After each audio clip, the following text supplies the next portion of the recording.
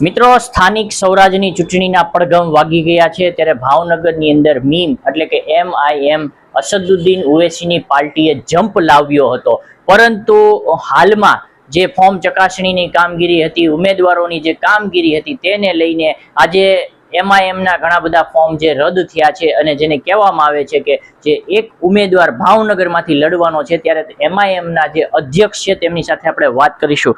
સલીમભાઈ, જો વાત કરવામાં આવે તો હાલમાં જે તમારા કેટલા ફોર્મ રદ થયા છે અને હવે ના કાર્યકાળમાં કોણ તમારો ઉમેદવારને કયા વોર્ડમાંથી લડવાનો છે? અત્યારે હું ઓલ ઇન્ડિયા મજલિસે ઇત્તહાદુલ મુસ્લિમીન ભાવનગર શહેર અધ્યક્ષ સલીમભાઈ બરફવાળા. હાલના તબક્કે અમે લોકોએ નક્કી કરેલ 3 વોર્ડની અંદર 7 ઉમેદવાર ઉતાર્યા હતા. એક વોર્ડમાં 3, બીજા 2 વોર્ડમાં 2-2. એની અંદર 7-7ના ફોર્મ અમે જ્યારે ભરવા ગયા ત્યારે લગભગ કોઈ વસ્તુ ઘટતી ન હતી અને અમને કહેવામાં આવ્યું કે ઘટતી હશે તો તમને ફોન કરી દેવામાં આવશે, ત્યારે તમે લઈને આવજો. તમામ ઉમેદવારને આ સૂચના આપી હતી. પછી કાંઈ પણ જાતની કોઈનો ફોન પણ આવ્યો નહીં અને અત્યારે અમે ગયા ત્યારે એટલી જદ્દોજહદ કરી, એક ઝીણી ઝીણી વસ્તુ માટે થઈને અમારા ફોર્મ રદ કરવામાં આવ્યા છે. અમારા બેન્ડેજ ઉપર, પાર્ટીના બેન્ડેજ ઉપર પણ જરા પણ ભૂલ હોય તો પણ અમારું ફોર્મ રદ કરવામાં આવ્યું છે. એટલે 6 જણાના ફોર્મ અમારા રદ કર્યા છે. 6 કેન્ડિડેટના ફોર્મ રદ કર્યા છે અને એકનું પાસ કર્યું છે. જેનું પાસ કર્યું છે તે કરતલિયાપાડા હોડની અંદર અમારા સિનિયર આગેવાન એવા નુરુલ હસનભાઈનું પાસ કર્યું છે. ઇન્શાઅલ્લાહ અને એકને પણ અમે જંગી બહુમતીથી ઇન્શાઅલ્લાહ વિજય બનાવશું અને તમારી તમામ તાકાતો અમે યુઝ કરી લેશું. અને ઇન્શાઅલ્લાહ ઓવૈસી સાહેબના તો અમારી પાર્ટીનો તો નિયમ છે કે જંગલ में शेर अकेला ही होता है भाई, बाकी तो सब देखते हैं क्या होता है. और તો મિત્રો, આ હતા જે સલીમભાઈ, બરાબર છે, અહીંયા જે MIM નું જે સંચાલન કરે છે અને તેમના અધ્યક્ષ છે. હવે જે છે ઉમેદવાર જે કરચલિયાપાડા વોર્ડમાંથી જેમને એક જ ઉમેદવારી ફોર્મ જે છે એ ઓકે થયું છે અને જે ચૂંટણી લડવાના છે એ નુરુલ હસનભાઈ. નુરુલ હસનભાઈ, શું કહેશો તમે આખા ભાવનગરમાં MIM ને લઈને તમે એક જ જે ચૂંટણી લડવાના છો? હું શેખ નુરુલ હસન, વોર્ડ નંબર 4માં મારું ફોર્મ આજે માન્ય થયું છે. છતાં દુઃખ સાથે કહેવામાં આવે છે કે ઓલ ઇન્ડિયા મજલિસે ઇત્તહાદુલ મુસ્લિમીનના જે 7 ઉમેદવારોએ ફોર્મ ભર્યા હતા, કેટલાક રાજકીય પક્ષોએ પોતાના સ્વાર્થ અને મેલી મુરાદ અને ખેલ પાડવાની ભાવનાથી અમારા ફોર્મ રદ કરાયા છે. પણ તારીખ 26/4/2026ના રોજ અમે આ તમામ રાજકીય પક્ષોને પોતાની તાકાત બતાડી દઈશ. એકે હજારા છે અને હું જીતીને ઇન્શાલ્લાહ બતાડીશ કે એક માણસ પણ તમારા માટે કાફી છે. જય હિન્દ, જય ભારત. કયા વોર્ડમાંથી તમે લડવાના છો? હું કરચલિયાપાડા વોર્ડ નંબર 4માંથી ચૂંટણી લડવાનો છું અને ઇન્શાલ્લાહ જીતીને બતાડીશ.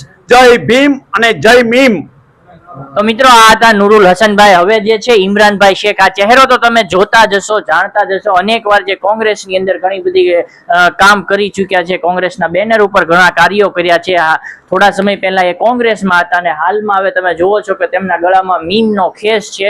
તો કંઈક ને કંઈક એમની પણ નારાજગી છે. એમણે પણ ફોર્મ ભરેલું હતું, એમનું ફોર્મ જે છે એ રદ કરવામાં આવ્યું છે. ત્યારે ઇમરાનભાઈની યારે આપણે વાત કરીશું. ઇમરાનભાઈ, શું કહેશો તમે કે તમે આની પહેલા કોંગ્રેસની અંદર હતા, હવે મીમમાં આવવાનું કારણ શું? કોંગ્રેસની અંદર જે મેં કાઢ્યા દિવસો એ પાણીમાં કાઢ્યા. કેમ કે જે પક્ષ જે તમારા ખાલી વોટની જ જરૂર છે એને, બાકી કોઈ કામની જરૂર નથી.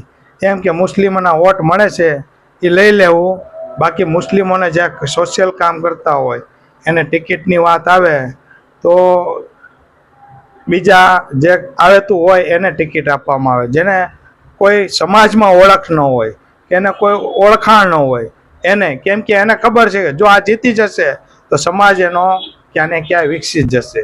એટલે આને સાજિશ એવી છે કે આ સમાજને વિકાસની નહીં, નીચે રાખવાની ગણતરી છે કે સમાજ ડેવલપ ન થવો જોઈએ.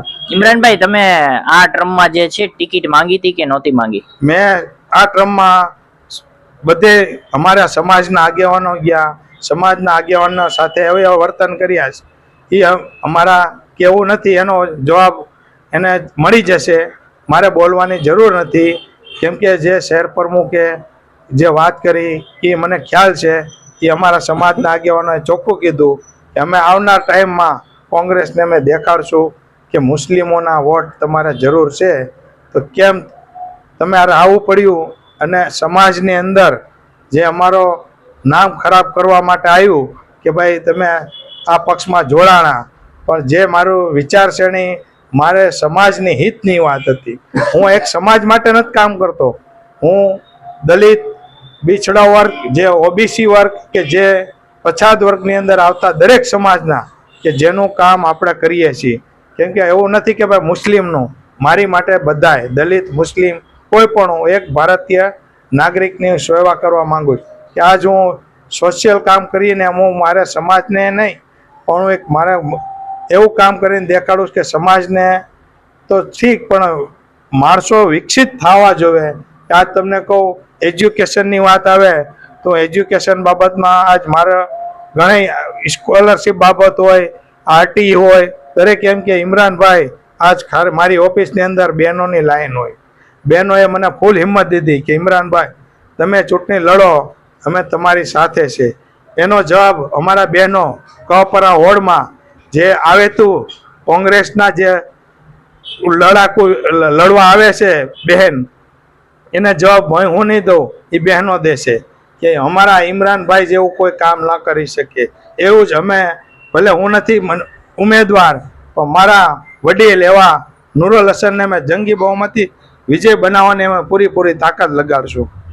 તો મિત્રો, આ હતા MIM પાર્ટીના લોકો અને એક જે છે ઉમેદવાર, અને ઇમરાનભાઈને પણ તમે સાંભળ્યા કંઈક ને કંઈક જેને કહેવાય કે કોંગ્રેસ પાર્ટીની અંદર સક્રિય હતા. તો આવનાર સમયમાં તમે આવા જ અલગ અલગ રાજકીય લોકોના ઇન્ટરવ્યૂ છે, ચૂંટણી જંગ, જે સ્વરાજની ચૂંટણીનો જંગ જામી ચૂક્યો છે, એના તમે અલગ અલગ જે ઇન્ટરવ્યૂ છે એ જોવા માંગતા હોય તો અમારી ચેનલને સબસ્ક્રાઇબ કરી લેજો. હું હતો ચીફ એડિટર જાહિદ મદરા અને તમે જોઈ રહ્યા છો સંધિ જાગૃતિ ન્યૂઝ.